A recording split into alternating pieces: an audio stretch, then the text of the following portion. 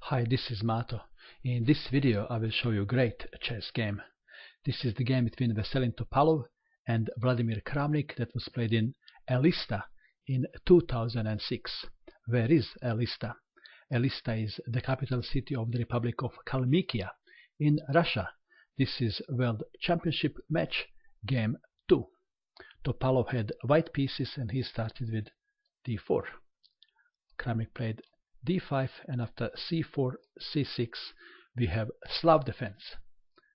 Knight to c3, knight to f6, knight to f3, pawn takes pawn, a4 to stop b5, bishop to f5, e3, e6, bishop takes pawn, bishop to b4 to help fighting for e4 square. White castled, black can castle too. Instead Kramnik played a knight from b to d7, queen to e2 preparing pawn push, bishop to g6, e4, and Kramnik castled. He had a chance to win a pawn if he takes knight. Let's check this variation and let's see why Kramnik didn't go after this pawn on e4. Okay, so if bishop takes on c3, b takes on c3, knight takes on e4, bishop to a3, black would have problem castling, knight takes on c3, queen to b2, and knight takes on a4, queen to b3, knight from a to b6, and now bishop takes on e6, and this would be difficult position for black to defend, especially against Topalov. Okay, so in this position Kramnik castled, bishop to d3, bishop to h5, pinning knight, e5 attacking knight, knight to d5, knight takes knight, c takes on d5, queen to e3 unpinning, bishop to g6 challenging bishop on d3, knight to g5, and I will just show you what is the meaning of this move. If something odd would be played like a6, then bishop takes bishop. If f pawn takes, then knight takes on e6, but if h pawn takes, then queen to h3 and huge problem on h7.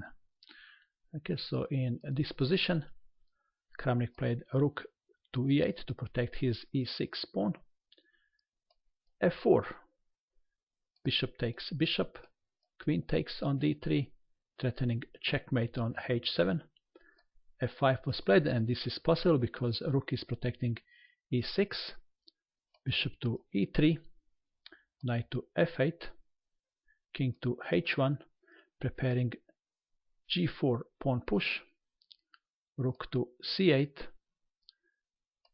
g4, queen to d7, rook to g1, bishop to e7 attacking knight, knight to f3, rook to c4, so rook and queen are aiming at a4 pawn.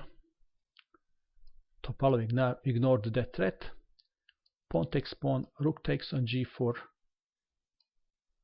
and Kramnik captured an a4 and he has an extra pawn. Rook from a to g1 attacking g7, g6 was played, h4. Topalov is throwing everything at Kramnik. Rook to b4, not only attacking pawn on b2, but Kramnik is going to play queen to b5, h5, queen to b5 offering to exchange queens, and now queen to c2 walking straight into it. Rook takes on b2, and now look at this move, leaving queen on c2 to be captured. Would you capture queen if you had black pieces? Well, Kramnik didn't, but let's see what would happen if he did. If rook takes on c2, Then pawn takes on h7, check, king to h8, rook to g8, check, king takes on h7, rook from 1 to g7, check, king to h6, f5, check, bishop to g5, rook takes on g5, queen to f1, knight to g1, rook to e2, rooks from 5 to g6, king to h7, and checkmate. Okay, so Kramnik didn't take queen. He played h5, attacking rook. Now g7 was played. Still had a chance to take the queen. Let's see what will happen. If rook takes, then pawn takes knight, check from queen, king takes on f8, check, king to f7, and checkmate. Okay, so in this position, Kramnik captured a rook. Pawn takes knight, check from queen, and the best move is to take it with king. Instead, Kramnik captured with bishop, and Topalov had a chance to win right there with rook takes on g4, and after bishop to g7, queen to c7, after queen to f1, knight to g1, and how would you stop now? Queen takes on g7. Unfortunately for Topalov, he didn't play that move. He played queen to g6, check. Now bishop to g7, f5, rook to e7, f6, queen to e2, attacking knight, queen takes on g4, protecting knight, rook to f7, and now again Topalov had good move in this position. Queen to h5 would give him very strong attack, missing the winning move second time. Okay, so in this position, instead of queen to h5, he played rook to c1, aiming to get to c8. But Kramnik played rook to c2.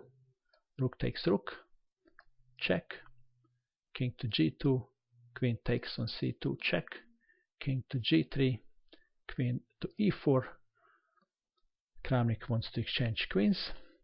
Bishop to f4, offering queen for exchange again. Queen takes queen, e takes on f5, and pawn can take bishop, but black would be still better off because of his two passed pawns. In this position, bishop to g5 was played, and now a5, king to f4, a4, king takes pawn, a3, bishop to c1, attacking pawn, bishop to f8, defending, e6, attacking rook, rook to c7, attacking bishop, and Topalov had to take pawn. What else? Bishop takes on a3, king to e5, rook to c1, knight to g5. So Topalov is not resigning. Rook to f1, e7, rook to e1, king to d5, bishop takes, exchanging bishop for two pawns, f takes on e7, rook takes, king to d6, rook to e1, d5, king to f8, knight to e6, check, king to e8, knight to c7, check, king to d8, knight to e6, king to c8, king to e7, preparing pawn push all the way to d8, rook to h1, checking from the side, knight to g5 to stop that, but now b5, d6, rook to d1, taking control of d7, knight to e6, b4, knight to c5, stopping pawn from advancing, rook to e1, check, king to f6, and now rook to e3, and in this position Topalov resigned. Let's see what would happen if he didn't. He can play d7, After that, king to d8, king to f5, b3, knight to a4, rook to e2, king to f4, b2, knight must take, and black is winning. Okay, so let's go just back to this position. Unfortunately for Topalov, after playing such a great attack, he missed his winning move, which is in this position rook takes on g4, which would give him great victory in this game. So queen takes on g7 is unstoppable. And that is all. I wish you good luck with your chess, and bye for now.